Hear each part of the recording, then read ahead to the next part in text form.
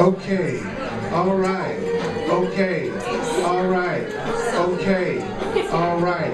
Would you acknowledge yourself for being here? Would you like applaud yourselves, like give yourself some acknowledgement?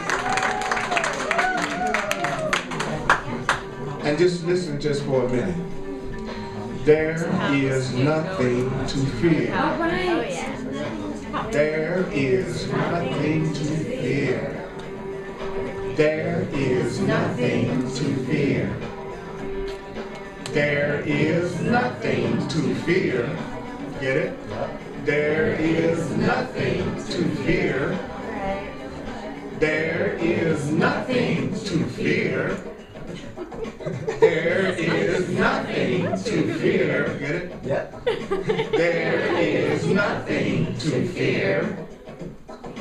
There is nothing to fear. Now, how many of you feel just like you just lied through your teeth? Good, we got an honest group in the house today. But would that affect the truth, though? If there really is nothing to fear, just because you're afraid doesn't mean that there's anything to fear. Right. So I'm going to scare you today. Yeah. You know you love fear, that's why you're in the world. People don't come here like they just love fear. You don't have to believe anything that I say today. You don't have to accept anything I say today. You don't have to welcome anything I say today. Some of the things I say today you might find hard to believe according to what you believe. You might say that's hard to believe. Some of the things might startle you. Nobody's asking you to be a judge today. I'm not asking you to judge me today. Okay? I do a good enough job in mine. I do not need any of your assistance unless you're going to remember the loving thoughts about me. I need that. And there's no way you can really tell if something is true unless you use it. That's no other way to really know if it's true for you. So everything I'm talking about, if you use it, you'll see that it's true. Everything I talk about today is based on the idea that you are completely lovable. Contrary to rumors, popular belief, what your mama said, you are loved. You are the physical embodiment of love. And you're lovable. You really are. Despite how hard we try to make sure no one does it. I mean, we give it our best shot possible to make sure no one loves us consistently. We still are loved. And today I'm going to talk about a section in the Course in Miracles called Dream Roles. So let's test open-mindedness, shall we? Yes. So page 612 if you have your course book. I want you to pretend that when you woke up this morning,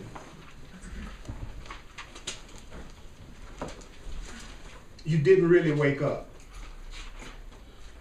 That what you're having right this moment, play with me now. What you're having this moment is the dream that you are awake. Just pretend. Yeah. You right now you thought you woke up this morning, you really didn't wake up. You're just having the dream you woke up. Okay. And then everybody, if this is true, then everybody here would be a part of your dream, right? And everybody here would be a part of your mind. Right. Because if the dream is taking place in your mind, then the dream is made up of your mind. When you wake up in the morning, you have a dream.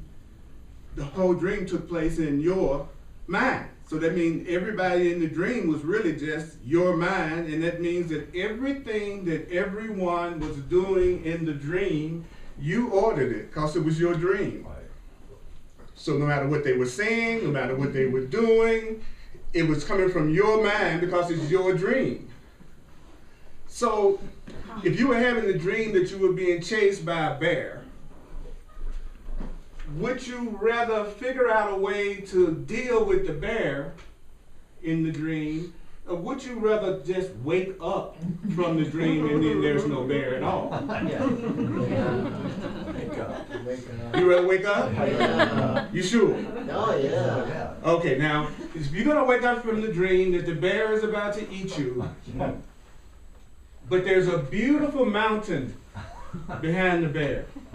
There are lovely lakes and streams. There's the hottest person you've ever been with in the same world that the bear is that's about to eat you in your dream. Would you be willing to give up the parts of the dream that you think you like in order to be free of the parts of the dream that you are not liking, which is the bear? Because you can't go just wake up to the bear part but leave the hot person part, because it's all part of the same But can't you kick the bear's ass because it's your dream? If you wanted to have a dream that was truly happy, you'd have to at some point realize that if you were making the bear attack you, you could also have the dream that the bear just licked you. Right. But you can pretty much tell which one you've chosen by what the bear is getting ready to do. So if the bear is getting ready to eat you, you probably on the I'm not turning him into a pet bear side of your mind right now. So that's the choice that's before us right now. Wow. Do you really want to wake up to where there is no pain, there is no fear, there is no guilt, there is no lack, there is no separation? Do you really want to wake up to who you are as a spiritual being? Yes.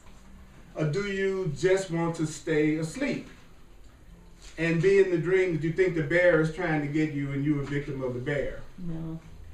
So if you want to go from the fearful dream to the dream where you are awake, to the state that you are happy and alive and strong, then you have to be willing, according to the Course, to go from a fearful dream to a happy dream to waking up.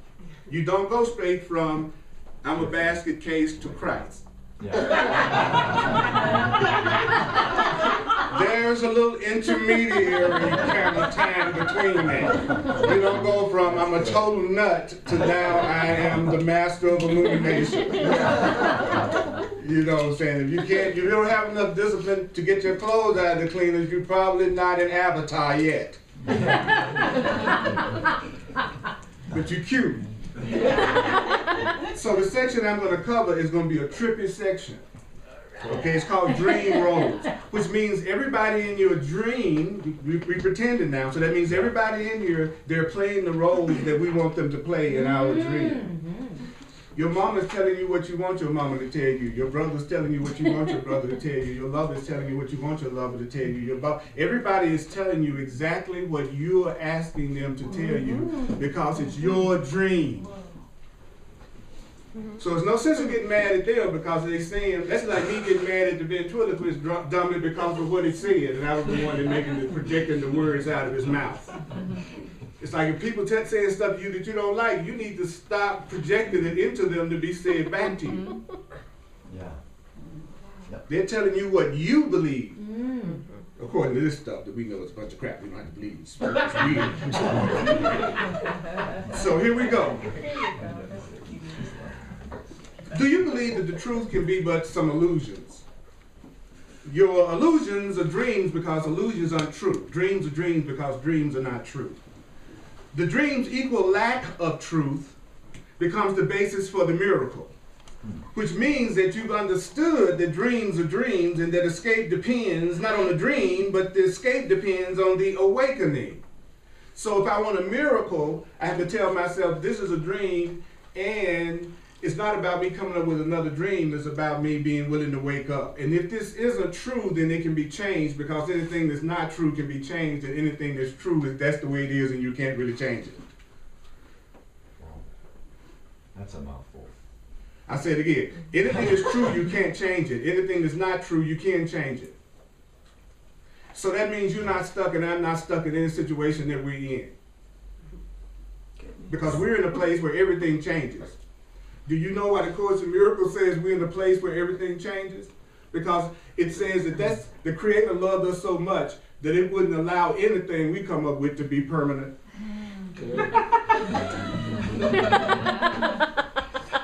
Be with that sentence just for a second. Just take it, like I give time delay truth. Yeah. You know, sometimes I say stuff and people don't hear it 3 days later. I get a call. Oh, I saw what you were saying, Sunday. You know, I say it again. I say it because it's so true. We are loved so much, according to this book, by something that created us, that our lack of love for ourselves created a reality for us that guaranteed change, because nothing that's not truly loving will be allowed to last. Wow. So every time you make anything that's not based on love, it will not last, because we are loved by that which created us. It will not allow you to have something permanent that's not joyful. And that explained to me why most of the things in my life never lasted. You know, I had this crappy relationship that I had created for myself, and I'm getting mad because it didn't last. I should be thanking God that it didn't last. That it can't last unless it's loving. That only if we were joyful with each other and being loving with each other and communicating with each other and joining with each other should it last.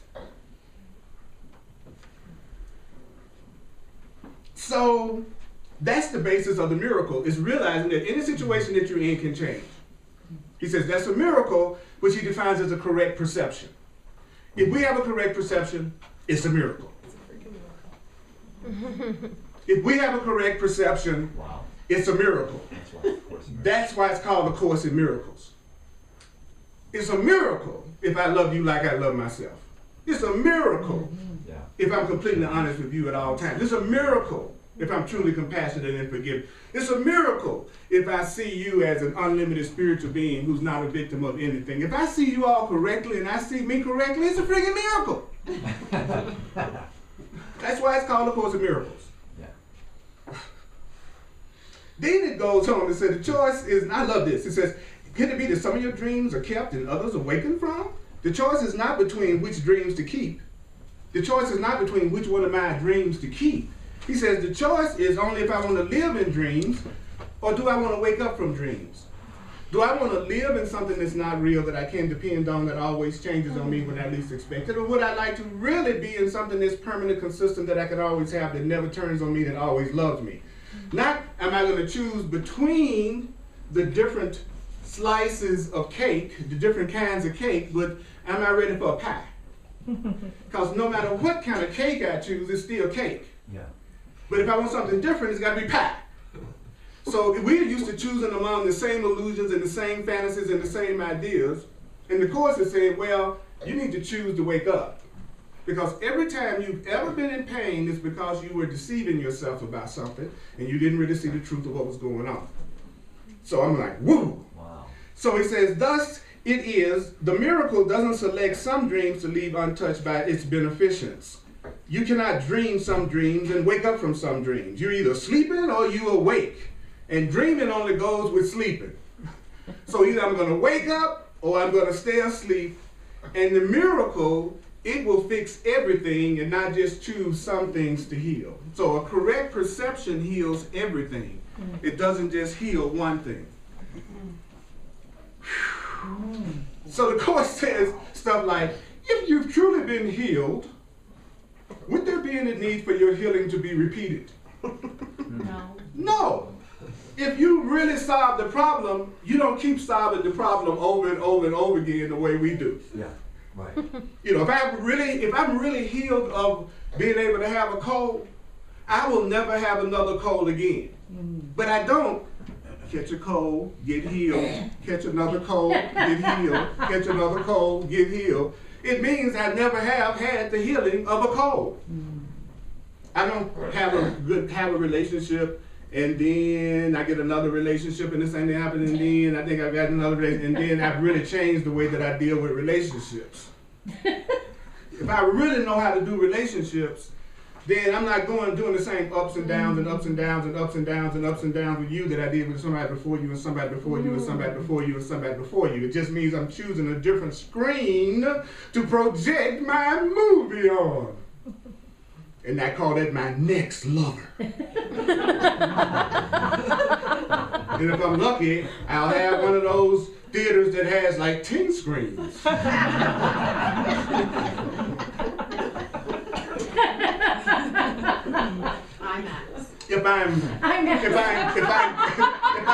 I've come to conclude if I'm particularly masochistic, I'll have multiple relationships. If I like to suffer good, I'll have 3 or 4 with it.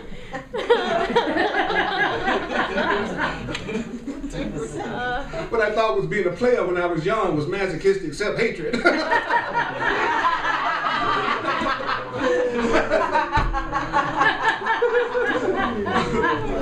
There's no sex I've ever had that's been worth the trouble I've gone through to get it.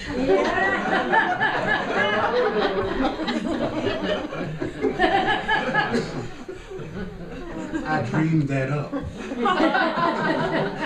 You ever trip to think you dreamed up your sex life?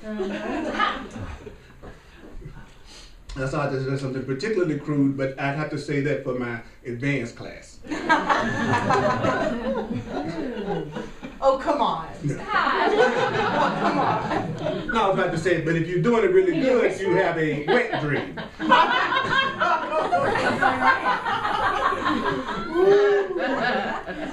It was a quite traumatic boyhood experience. You gotta save that for your men's group.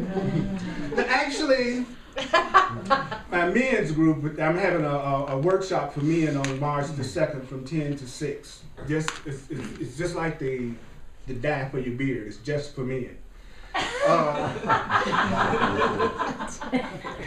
This class is going to be, I'm getting down with the men. I'm getting down with the men, and it's going to be using, based on a book called The Way of Superior Man by David Dylan, which is an incredibly powerful book about getting in touch with your masculine and feminine, and getting in touch with your power as a man, and also really getting in touch with your sexuality and really understanding how to deal with your masculine and your feminine. So if I came, would I understand men better? Yes, it would get rid of 99% of the grievances that women have with men. I would recommend, even though it's going to make you mad, because the truth always makes us mad, because it means we're wrong, which is the truth, because that's why we're so miserable. It's like, why should it shock you that the truth would be opposite to what you believe when you're not exactly happy? That should be the proof. The way you think it is wrong to begin with, because you're miserable. So of course you're going to hear something that's opposite to the way you believe and what you would agree with if it's going to be the truth. There's got to be something that makes you go, huh? But you'd already be doing it and you'd already be happy. Yeah. So to think I'm gonna change without hearing something new is a ridiculous idea that I used to try to do all the time. I was always trying to fit the new information into what I already believed, so that thinking that was going to present a different situation for me. So it's not. I had to chunk the whole system. I had to let go of the whole way of looking at things. I didn't start enjoying being a black man until I realized I was not a black man. When I thought I was a black man, it was miserable sometimes. I had an afro so big I couldn't hardly walk. I was a militant. I had a skull around my head. Burn, baby, burn! When I was 19 years old. Because I thought I was a black man in America that was being oppressed by white people.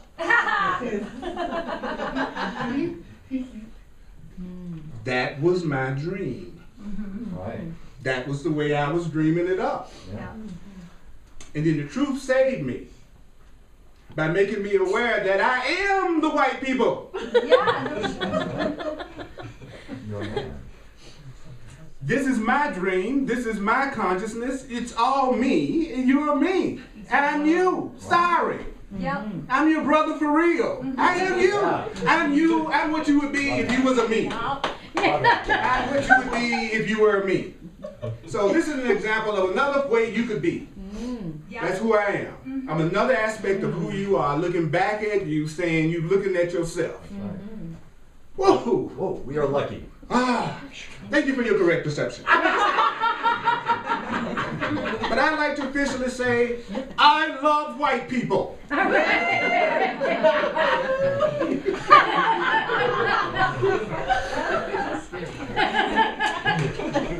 The world's a better place because of you. Oh, all right. Detroit, that's how we roll. Okay, well now I can't go back to Memphis. The Ku Klux Klan to kill me. That's why I grew up in Memphis, Tennessee. Hell no. As a matter of fact, I was looking at our local newspaper just the other day, and the Ku Klux Klan had just applied for a permit to do a demonstration on March 31st. God bless them. Isn't that great? God It's like, bless it's them. like, Go it's see like, Django Unchained. I am getting a chance to forgive my Ku Klux Klan self. Yeah. Amen. You understand what I'm saying? Yeah. Do I have prejudice? Of course I have prejudice. we do. Of course I got some prejudice. I'm not different from the Greg Kliegel. Exactly. And so if I recognize there's no difference between them and me, then there's no attack between us. I don't have to worry about them. They're not going to bother me. It's only the people that you think you're different from that get you. Right. The more you think you're different, then the more attack you attract. Yeah, that's what people don't like. Yeah. What's the point of being separate if I can't get away from you? How you think I decided to be separate? This is my getaway car. You bug me, I can leave. It doesn't matter if I'm an older model. So the dreams you, okay, here's an all-time hate sentence from the course. You ready? The dreams you think you like would hold you back as much as those in which the fear is seen. The fantasies you think you like hold you back as much as the fantasies you don't like. Because both of them keep you focused on what's not real. For every dream is just a dream of fear, no matter what the form the dream seems to take. It's just another dream of fear. Woo! For every dream is but a dream of fear, no matter what the form the dream seems to take. Every dream is but a dream of fear, no matter what form the dream appears to take. Every dream is but a dream of fear. The fear is seen within. The fear is seen without. The fear is seen within and without. Or your fear can be disguised in pleasant form. So your fear can come to you in an appearance that you like. For instance, a roller coaster ride is fear in a form you like. Yeah. It's not a good roller coaster unless you die. So that's the fear in a form you like. Right. So was your last partner that you are upset about and unhappy about. That's fear in a form you like. Exactly right. So the course then says fear is never absent from a dream because fear is the material of dreams. Dreams are made out of fear. Am I doing good with the hating it so far? Yeah. Okay. Yeah. Because if we don't have anything else, it's our dreams. Don't mess with my dream. See, he messing with my dream, right? What you mean all my dreams are dreams of fear? Of course they are. Why are you so afraid they're not going to happen? That's what makes it a dream. It's not happening. So saying I want a dream is saying, give me something that's not happening. I have a fantasy lover. I have a lover that doesn't exist. Most of us do. It just exists in our minds. I know when he arrives, when she arrives, everything will be all right. This is your dream. You can have it any way you want it. This is the original Burger King. You can have it your way. You are having it your way already. It's no way I can love myself and create the kind of life I created for myself. That's the man say. Ain't no way in the world I can really love myself and be treating myself the way that I am right now. And I'm here to say, you're right. Yep. You're absolutely right. Ain't no way you could be loving yourself and having the experience that you have and it's not making you happy. It's happening because you don't love yourself. So you're right. If you were loving yourself, you would have no problem right now. Damn mirror.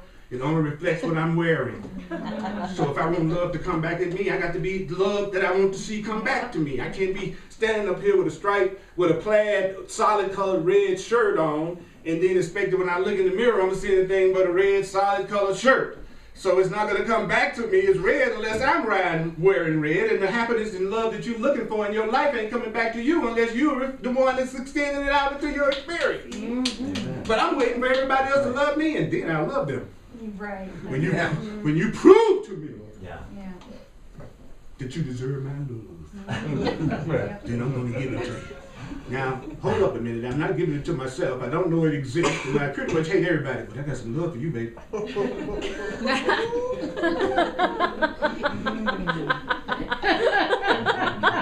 I'm dysfunctional as hell, but I'm the right person for you. And when I get with you, all my dysfunction's gonna go away. All of a sudden, through our love, we're gonna be perfect. No, a relationship just magnifies what's already there. It doubles it. I'm tired of being miserable by myself. I'm gonna be miserable with somebody. I'm gonna go ahead and meet me somebody tonight. I'm tired of judging myself. I need somebody else to judge. Let me get me somebody.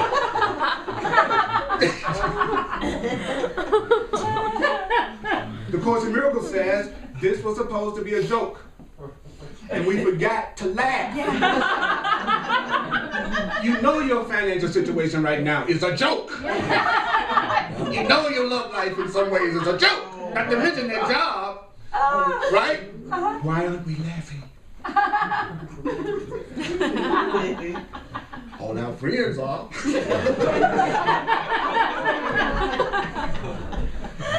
They just won't laugh in your face. They be talking about you. Yep. Can you believe what that person did? Again, honey child! Again!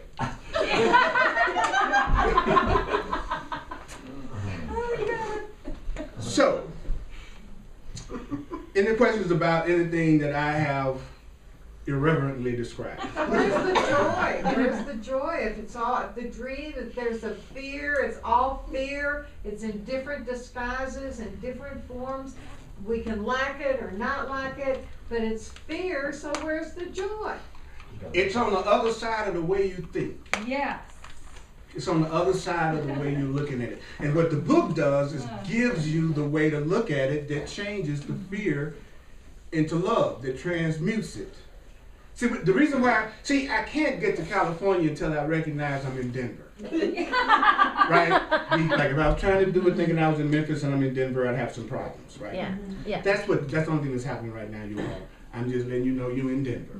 In other words, it's like saying, okay, right now I want you to know that everything that's happening to you, you're the one that's ordering it to happen to you. Right. And you can change any of it anytime you're ready to change the way you see things and stop projecting and blaming everybody else for what you're going through. Now, your fantasies are made out of fear. And the reason why your fantasies are made out of fear is because they're based on your desire to have things the way you want it to be regardless.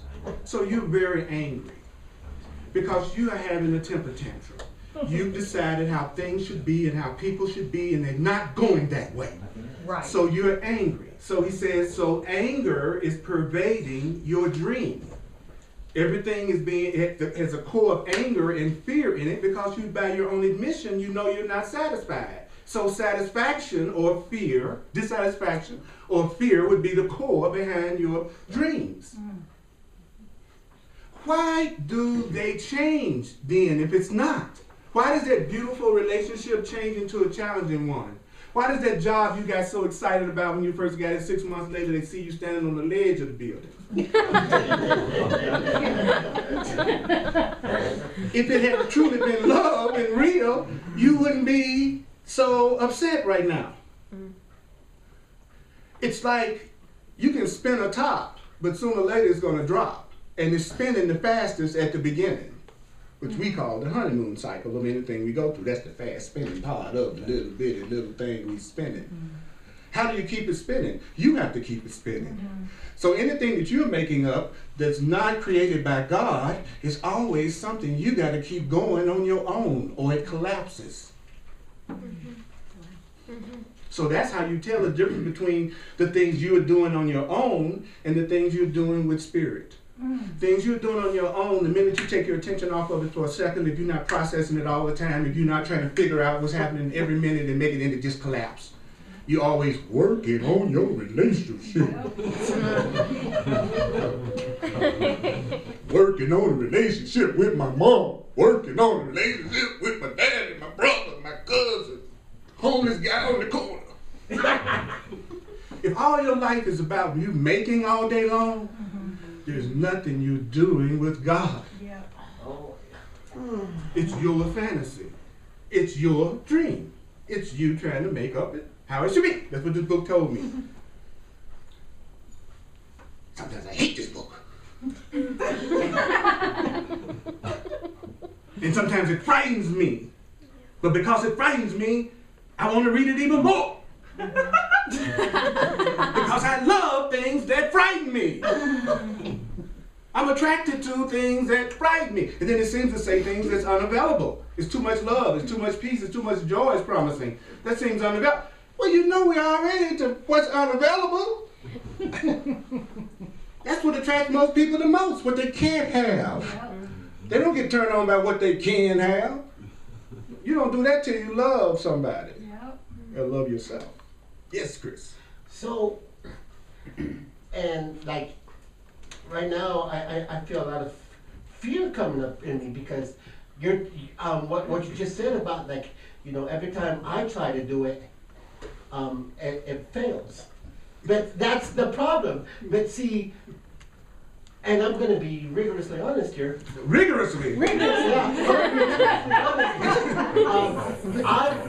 You said rigorous, you didn't say niggerous. You said rigorous? Okay, we're cool. Okay. I'm going to be clear.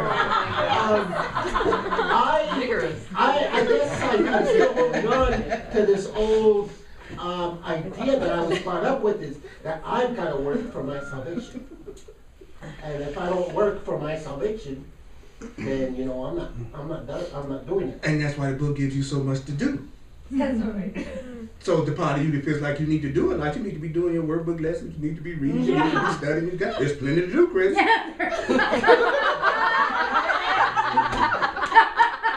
So the part of you that needs to do is like to do. The part of you that doesn't feel like it needs to do because you're going to do it with spirit, then that part also gets to help the spirit. So it's a win-win either way it goes. See, the problem with that though is that like That was a win-win. no, like, I'll do the workbook lesson, but then I get caught up in like trying to figure out how the result of that's supposed to look. Well, you've already been told that. You've been told that the result is going to be eternal happiness forever. But then it doesn't happen like right away. And then I'm like, Yeah, because you have as much happiness as you can stand right now. okay. The court says you're as happy as you can be right now, all of y'all. Isn't that depressing? Time is basically the time that I'm allowing myself to be happy. Well, the beauty of time is that it's the space you think you need between what Yes. you want and having it. Yeah. So time gives you, so if you're going to stretch out that period between what you want and when you could have it, which could be instantaneous if you really Okay. practice the truth and love yourself and didn't have any blocks that was listening to what you were being told. Yeah. Could be permanent. So if you insist on having that period of time between when you ask for something and when you have it, the court says that's just a period of time that you still think you need to suffer. in other words, I still got to suffer a little bit. I'm not ready to let myself have it completely. I'm still kind of guilty. I still don't feel really love myself like I should. So it'll be 6 months between the time I ask for this and the time I can have it. And the intervening 6 months is when I go through my suffering. That's why people don't, sometimes they look like they hear the truth, and it doesn't make any sense, They can't relate to it. And all of a sudden it gets to this point where they sentence themselves to 6 months. Then 6 months later, they go, oh, I got it now. Oh, I see what you were saying, Earl. And I'm going to change my perception of reality. See, they had come to the end of their own sentence. Yeah. And when you come to the end of your own sentence, you miraculously hear all the answers that you never could hear before, because you had already decided that your solution was to suffer. Yeah. Mm-hmm. And so you had sentenced yourself to 6 months of suffering before you'd be okay again, 3 bad relationships before you could have a good one, 2 bankruptcies before you get rid of the lottery. Mm-hmm. And so you got to realize that everything that looks like you're failing at right now is just part of the healing you prescribed for yourself. You didn't have to go through that. That's just what you're choosing to go through because you think you need to go through that before you can finally have a good relationship again. And the Course is saying to us, that's not true. That's a lie. That your wanting things that you think you don't have makes you afraid, and you're angry, and you're afraid. And that anger and that fear pervades your experience because it's coming from you. And it's coming back to you through all the people in your world, because the people in your world are just the channels for you to receive what you want to give yourself. The people in your world are just your channels for what you want to give yourself. They could just as easily channel love and joy and peace and bliss to you as easily as they're channeling stuff that really upsets you. How do you know that's true? Because the same person that you're upset with can be the same person that seems like they're bringing somebody else so much joy. Why is that person drawing out to cool them and you're drawing out to hellacious them? It's the same person. Why are you getting the crap? Because it's the crap you're requesting. No, I'm not. I'm not. It's nice coming at me, and I'm not asking for that. I'm a nice person. You're a nice, pissed off person. You got a lot of anger hidden from view. And the nice you was up here. Hey, y'all. But underneath me is the one that's blaming all of you for everything. But you don't see me. I don't even see that mean me. How do I know mean me is here? Because everybody in my world will be reflecting it back to me. They'll be irritating me and misperceiving me and lying about me and mistreating me. That's my hidden hate that nice Earl doesn't even know anything about because I'm really nice. So nice you is the top part of you. Hellacious you is down here. And then underneath the hellacious me is the foundation of me, which is love, which is God, which is truth, which is my divine self. But it's underneath the fertilizer. So when you say you want to be an enlightened being, you go down through the levels of your own consciousness and forgive it. Yeah. So right now I'm like a 10-year-old Earl. Right now my own personal journey down to my divine self. So I'm getting a chance to forgive my own past every day. Yeah. The me that judged, the me that judge me now. The me that didn't know how to love, there are people around me who don't seem like they know how to love. That was the way I was. So what do? I realize that that's my own past. And I forgive it by realizing it's my own past. Then I won't condemn myself for it. It's like cigarette smokers who condemn every cigarette smoker. That's crazy. Yeah. You ought to be the most compassionate person toward a cigarette smoker. But what do we do now? You turn around and judge them. Which is condemning your own past, your own self, increasing your own guilt. And then you wonder why you get cancer and you stop smoking. You gave it to yourself through anger and resentment. Anger and resentment. Yep. And underneath the anger and resentment is the love you have for yourself that you are denying, that's there. And when you choose to go beyond it, it means you started to love yourself. And truly loving yourself has nothing to do with whether or not everything physical turns out the way you want it to turn out. Loving yourself is loving yourself regardless how anything physical is turning out. Whoa! And when I said cancer, I'm talking about any kind of misperception within your own mind that makes you think you're separate from love. Yep. I'm talking about a thought. So would I beat myself up for those thoughts? No. I recognize that a correct perception could heal all those thoughts. A miracle could heal all those thoughts. So what is attack? What is attack? Attack, in its simplest form, could be said, attack is a response to function unfulfilled as you perceive the function. I'm attacking you, Chris, because there's a way you should be doing and acting, and you didn't act that way. So I am now going to attack you because you did not fulfill a function that I assigned to you. I assigned to you the function of always being home at 6:30 for dinner on time. That's your function. And if you don't do that, I'm going to attack you because I always attack anybody that does not fulfill a function or a role that I've given them. So attack is always based on somebody not fulfilling your script. That's why you attack them. Even if your script is they shouldn't rob a bank. Yep. That's still your script. So you attack them because they didn't fulfill the function you assigned to them. So every time you attack somebody, get angry with somebody, it's always because they're not fulfilling the function you've assigned to them. And guess what?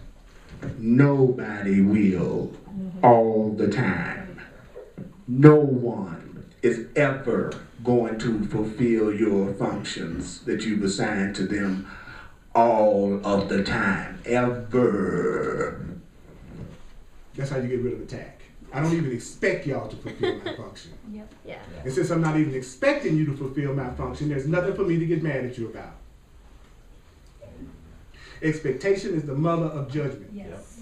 Expectation is the mother of judgment. Yep. Expectation is the mother of judgment. Expectation is the mother of judgment. Expectation is the mother of judgment. Tell me where you got all your expectations, and you just told me where you are judging the most and where you're giving yourself the most fear and the most misery. But what is a special relationship? A special relationship is a special expectation relationship. I have the greatest expectations of my special relationships. I have more expectations of my children than I do of you. So I love you more than I do them. Yeah. I love everybody in the world more than the person who's the most special to me. Yeah. Everybody. Everybody else I let them be. Everybody else I let them have their dreams, their desires, where they want to go, what they want to do, who they want to see, who they want to be around. But you special people, I want to imprison you for my own purposes. And if you don't do it, I'm going to get angry for the unfulfilled function that you're not doing. Yeah. And I'll cut you off from my dysfunctional letters. I won't give you no more of what I'm not giving you to begin with. I'm not going to even give you the love I was planning to. I'll fix you. Right. So the Course says the unfulfilled function can be in me, the unfulfilled function can be in you, but wherever I perceive the unfulfilled function, it will be attacked. I'm going to attack you everywhere you're not doing what I want you to do. So therefore, depression or assault must be the theme of every dream, because every fantasy and dream, they're made of fear. So the thin disguise of pleasure, the thin disguise of joy, in which dreams may be wrapped, but slightly veils the heavy lump of fear that is their core. And it is this the miracle perceives, and not the wrappings in which it is bound. So when you're angry, isn't it because someone has failed to fill the function you allotted them. Yeah. And doesn't the fact that they fail to feel the function you've allotted them, doesn't that become the reason your attack is justified? Mm-hmm. So the dreams you think you like, you so cold-blooded, course. The dreams you think you like are those dreams in which the functions you have given have been filled. See, a happy day just means everybody did pretty much what I wanted them to do. Oh, and that's why I'm happy. So the course is saying our happiness isn't real happiness at all. This is happiness based on it looking like the script that you wrote for everybody, and your day just seemed like it turned out the way you wanted it to. He says that's not real happiness. That's fear. Because had it not, you'd be real upset right now. So he said that was just a pleasant, now your fear feels good. Because it looked like you got what you wanted.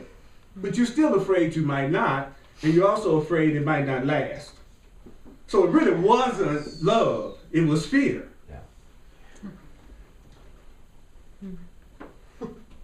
The dreams you think you like are the dreams that the needs which you ascribe to you are met. It doesn't matter if the needs you ascribe to you be fulfilled. It doesn't matter if the needs ascribed to you by you be merely wanted. It's the idea that your needs exist from which the fears arise. So the fear, I know it's hard to stay conscious now. Some of y'all look like y'all about to die.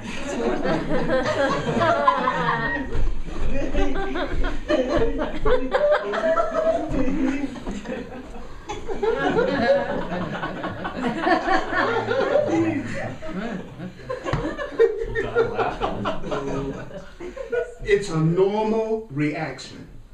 It's exactly the way this book says that we would react to it. The book itself says that. I'm gonna knock your ass out. Because if you're not ready to be happy yet, you got to go unconscious so you won't hear the way to be happy. If your sentence is still 3 more months, you got to shut down anything that would make your happiness be today. You got to go unconscious. Wow. Because I'm not saying how you decided your happiness should come. I'm saying just the opposite of how the average person decides their happiness should come. I'm saying dreams of the materials of fear. Fantasies are what's hurting you. Yeah. That's so opposite to what we believe our happiness is the dream. Our happiness is the fantasy. Of course we're going to resist something like this. But it doesn't matter to me if you resist it. My function is to give a message. It's not like the mailman comes and delivers the mail and then stands there and waits for me to read it and get up and check out how I'm going to react to the letter he just bought. His job is just to deliver the letter. Yeah. That's all I'm doing. I'm just delivering the letter. You can react to it the way you want to. The message I'm giving you is that you can have it any way you want to have it, and that you're not a victim of anything that you're going through. The way that I'm giving to you is that if you want to get rid of your anger, stop having scripts and expectations of everybody around you about how they should be in order for you to be happy. If you really want to know peace, then ask for something that's real instead of something that's temporary, is what he's telling me. I need to know that if you do exactly what I tell you to do all the time, that's as damaging to my reality as if you didn't do what I asked you to do all the time. Because both of them give me the false impression that I'm the one that's in control of you and what's going on. So I still be believing that it's my script that needs to be acted out in order for me to be happy. And what happens in a special relationship is the first thing you say to the person is, I want to do what makes you happy. Yeah. And then that's a wonderful thing. As long as the person don't think that you can take it away at any given second, that the function that you have allotted to them, they don't fulfill, so you say, I'm taking it back. I'm not giving you the power now that you used to have anymore, because you're not doing what I want you to do. So all that love I gave you, it's back to me now. Because you did not come home at 6:30. So the book is freeing us from pain by keeping us from having these unrealistic expectations of people around us that create the pain that we go through, unless we've got such a need to control that we won't hear what's being said right now so that we continue to go through the pain. Because let me tell you, I promise you this from the bottom of my heart, no one will obey your script consistently all the time. And if you make that a condition of whether or not you can love somebody, like this book is saying right here, I love it. It says it doesn't matter if they're fulfilled or merely wanted, it's the idea that they exist from which the fears arise. Dreams are not wanted more or less, dreams are desired or not. And each dream, each fantasy, each script represents some function that you have assigned, some goal which an event or a body or a thing should represent or achieve for you. So if it succeeds and gives you what you think it should give you, you think you like it. The dream. If it should fail, I think the dream is sad. But whether the dream succeeds or whether the dream fails, that's not the core of the dream. Whether it succeeds or whether it fails is just the cover for how you feel deep down inside. And either deep down inside, I am feeling love, or deep down inside, I am feeling fear. Mm-hmm. And everything else becomes the covering over what's going on inside of me. So the world is a lampshade. You are the lamp bulb. The world will reflect back the light you give. Yep. Mm-hmm. So everybody is neutral. So everybody's capable of giving you, being a channel for joy for you, depending on what you want for yourself. How do I let myself really recognize this is true, Earl? Well, this is going to be the hardest part of all. How happy would your dreams become if you were not the one who gave the proper role to every figure with your dream? In other words, if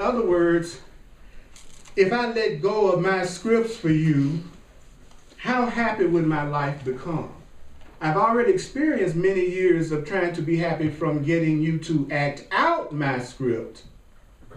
What would happen if I decided that I was not going to be the one that assigned the roles to everyone in my life? He says, no one can fail but your idea of him. And there is no betrayal but of someone failing your idea of what you think they should be like. So when you say you betrayed me, what I'm really saying is you failed to live up to my idea of you. Right. Betrayal just means you have failed to live up to my idea of you. Well, does that make you bad just because I didn't live up? Does that make me bad just because I didn't live up to your idea of what I should be like? Like somebody says, well, Earl, you betrayed me as a teacher. No, I can never betray you as a teacher. I can just fail to live up to the script that you've assigned to me as a teacher. So that's really not happening. That's not my issue. That's your issue. You were the one that assigned how I should be as a teacher, and then you felt betrayed when I didn't act that way. That's true of all betrayal. Yeah. Nobody's ever betrayed you. You just had an idea of what you thought it should be like, and it wasn't that way, and you got hurt. Whew! Isn't this a light class? Yeah. There are some people out there that there's nothing that they want more than deep stuff like this. They want to be challenged. They want to walk out of here troubled. I was feeling good till I came. This dream I thought was going to happen. People pretty much doing what I wanted and came to this class and I feel like I'm crazy. I don't know what to do. That's the sign of a successful class. Yeah. It should be shaken up if you're growing. Okay, I want to finish something. I got 5 minutes, and I won't be able to do it if I answer 3 questions. So let me finish this one little point. So let's change the bulb.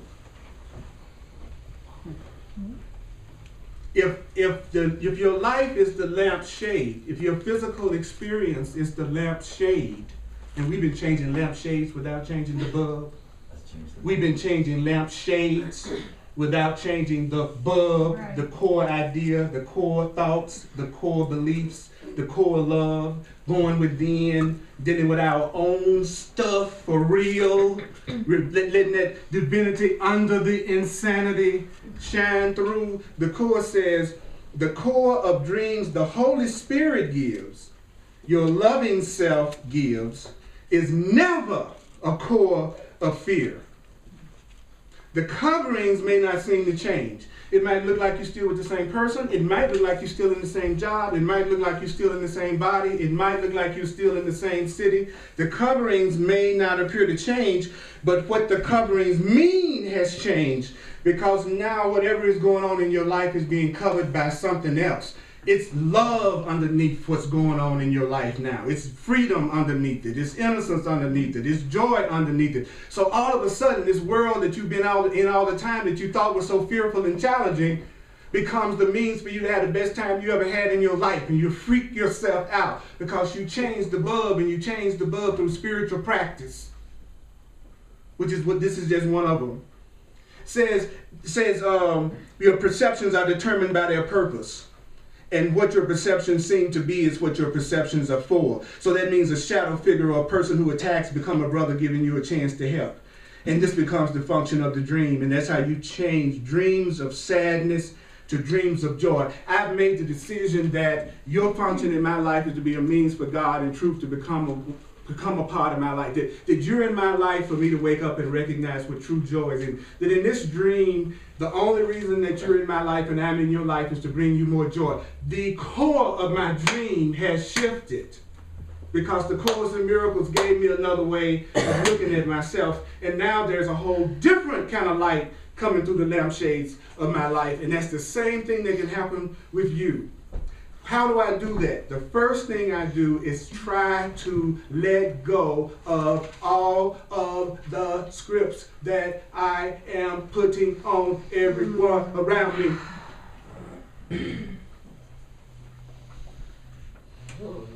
It's asking a lot. Only of a person that's not ready to have it easy. What could be easier than leaving you all alone?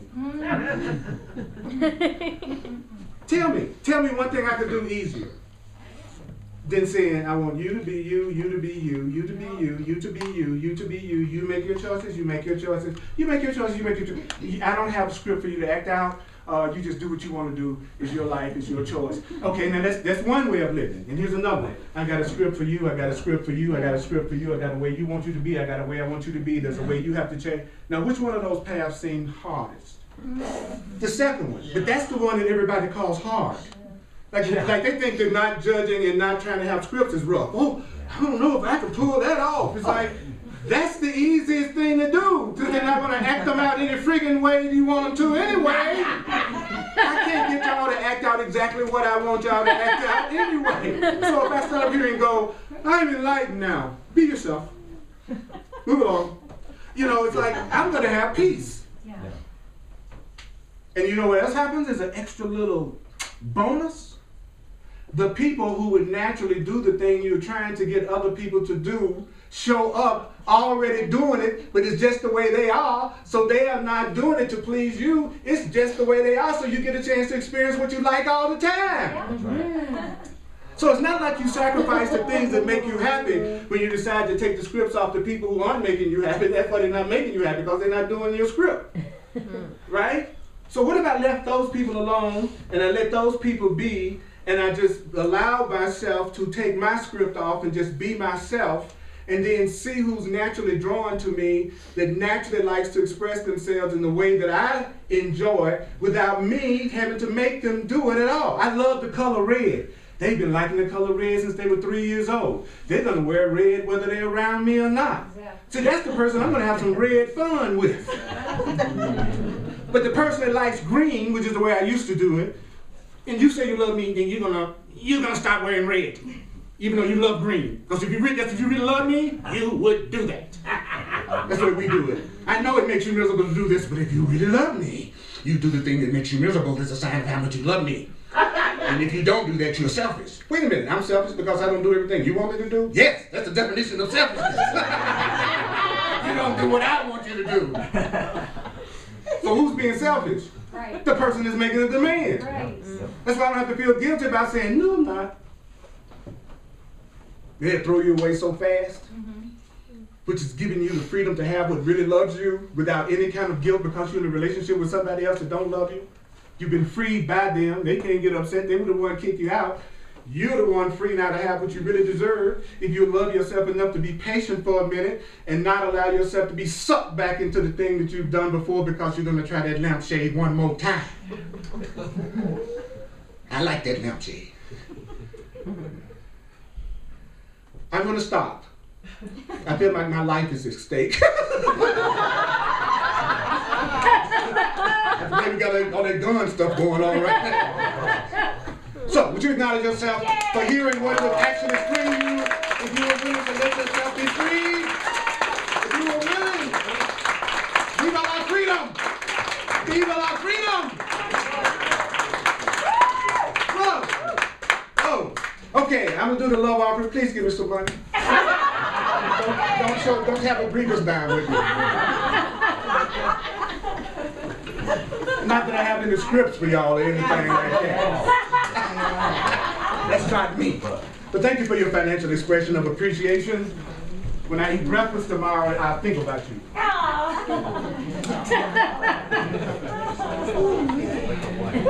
That was intense, wasn't it? Woo! I'm telling you, I'm sweating up here.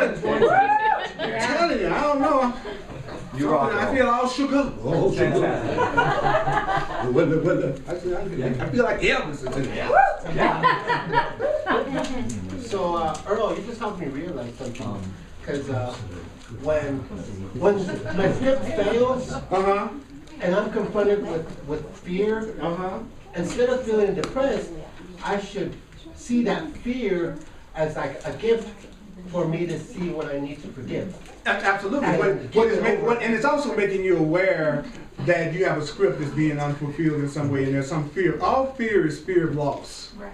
Yeah. So whenever you feel any fear, just add loss to it. I'm feeling afraid right now. What is it that I'm afraid of losing? And just do that. Every time you feel afraid, go, what am I afraid of losing? Because fear is always fear of loss. Okay, so what is I'm afraid of losing? And then when you ask that question, Spirit will reveal to you that there is no loss. Yep. It will show you how there really isn't a loss in truth. Okay, so if you get a chance before you leave, if you haven't signed my contact list, please sign my contact list in print so I can let you know what's happening.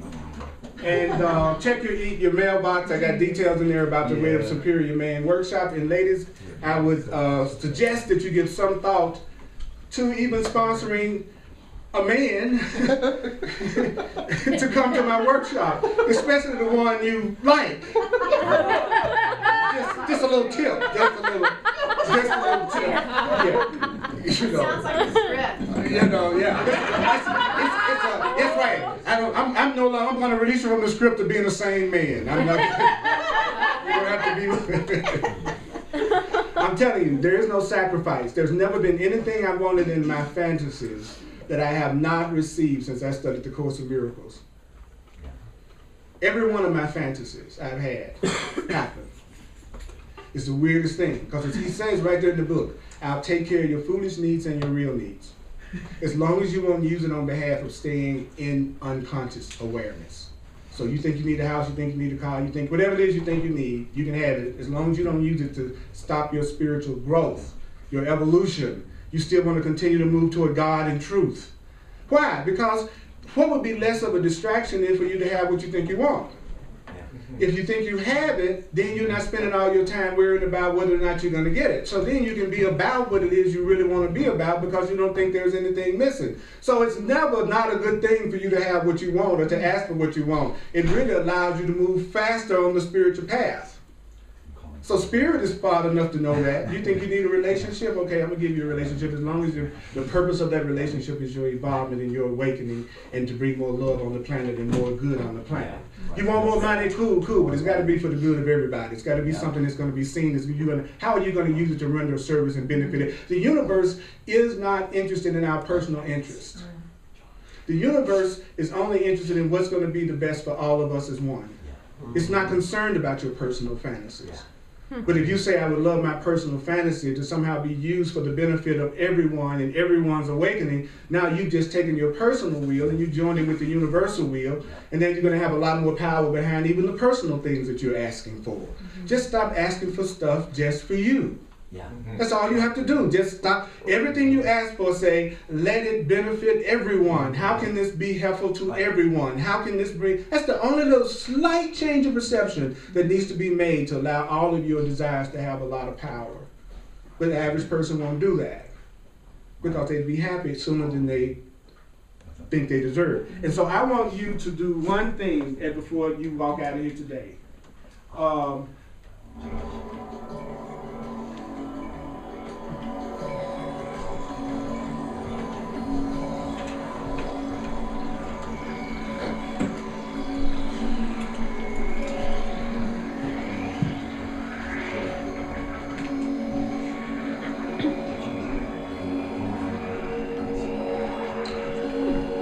Are you willing to ask the part of you that truly loves you to be in charge?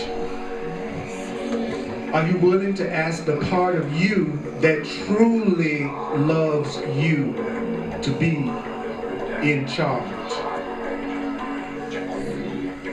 So take this time to say, what would it take for everything that I desire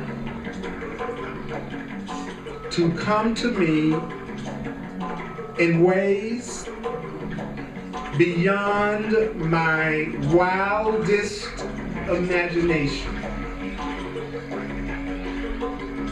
through the divine Holy Spirit, God in me. This is your dream. You can have it the way you want it. This is your dream. You can have it the way you want it. This is my dream. I can have it the way that I want it. And the way that I want it is the way that the part of me that loves me wants it. The way that I want it is the way that the part of me that loves me wants it. My divine self. Are you willing? Are you willing? Yes. Are you willing? Are you willing to practice this week with how many scripts can I let go of today? How many scripts can I let go of today? How many scripts can I let go of today? All right? So let the love permeate the lampshade of your life down. There's a new core in you now. And just know all day long you've forgiven your past. And say, you know what? I remember when I acted just like that. So I'm going to give that person to love. I love you. Thank you for staying over a little bit longer than this. Thank you, Holy Spirit. I appreciate y'all. You're awesome, awesome, oh, rusty souls. Y'all been around so many times, it's ridiculous. You know y'all old souls. You can just feel it. That's right. Y'all on Social Security.